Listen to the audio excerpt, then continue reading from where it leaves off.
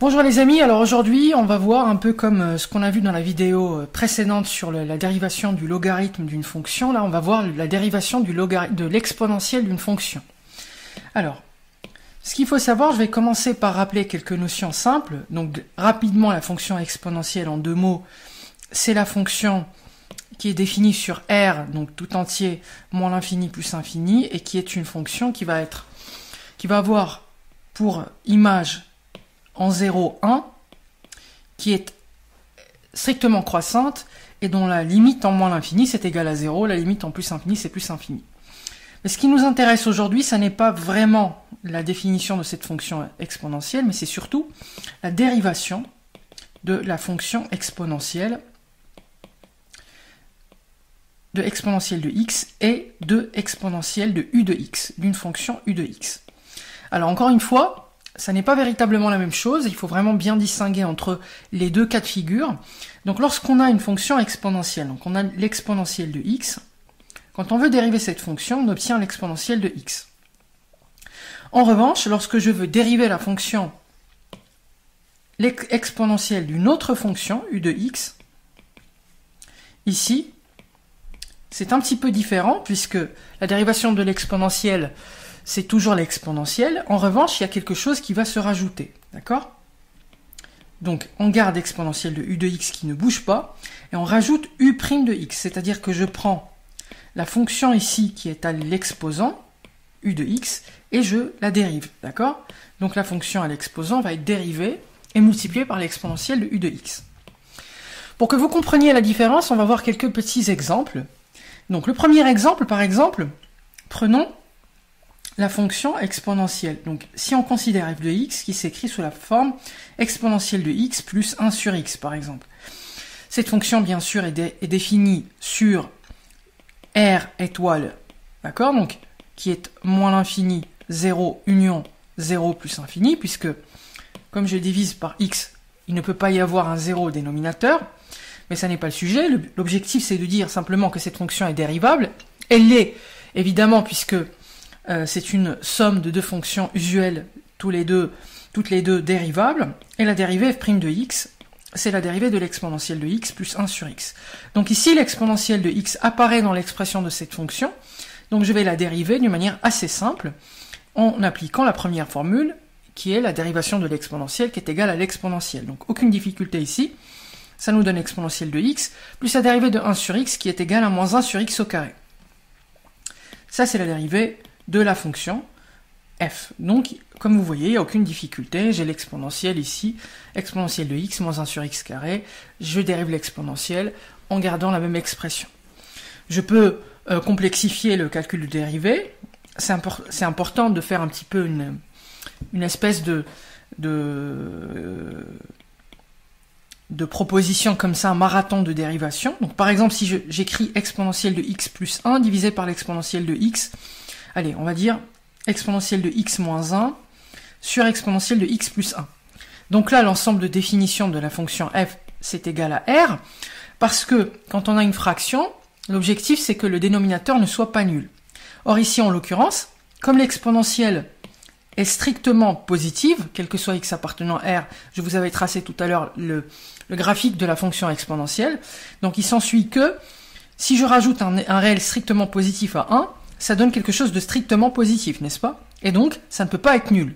Par conséquent, peu importe la valeur de x, ici, peu importe la valeur de x qui est à l'exposant, en réalité, le dénominateur reste non nul, ne peut pas être nul.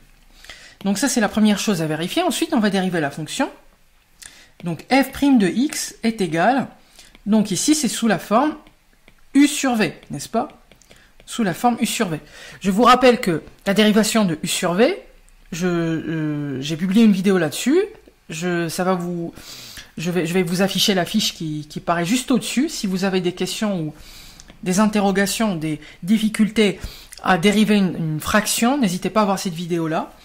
Donc l'exponentielle de x moins 1 sur exponentielle de x plus 1, ça nous donne u sur v, donc u'v moins uv' sur v au carré.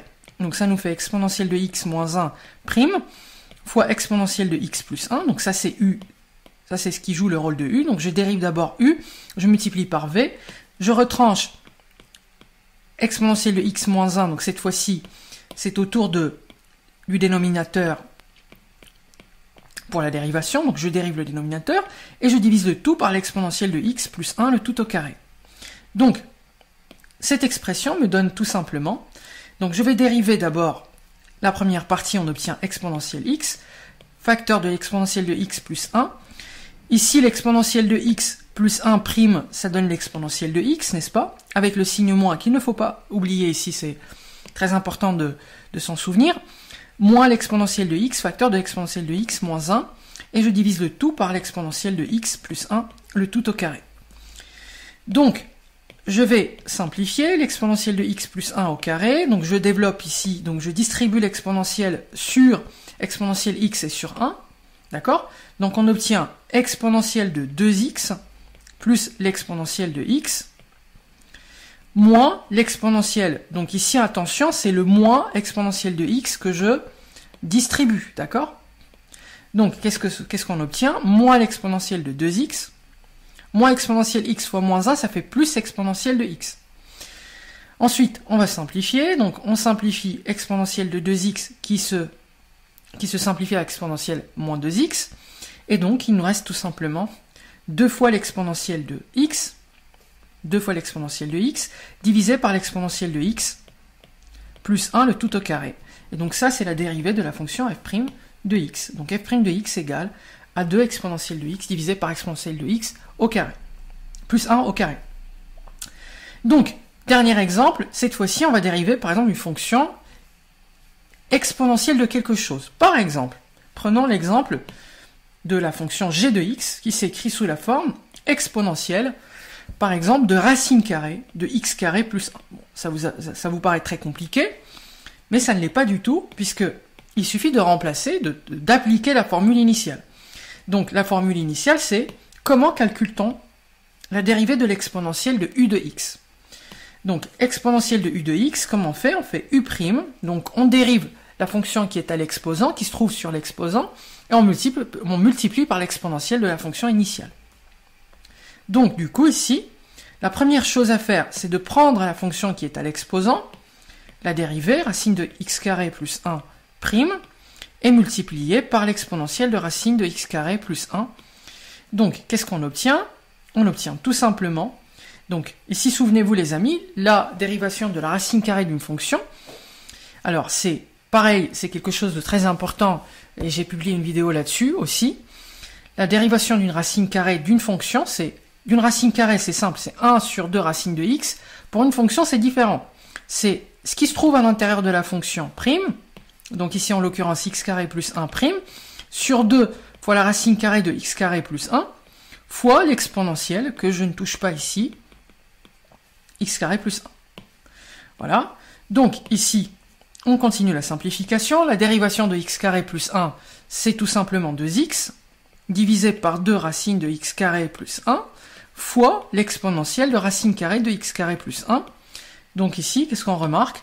Qu'on a un 2 ici similaire, on simplifie, et donc finalement on obtient x fois l'exponentielle de racine de x carré plus 1 divisé par racine carrée de x carré plus 1.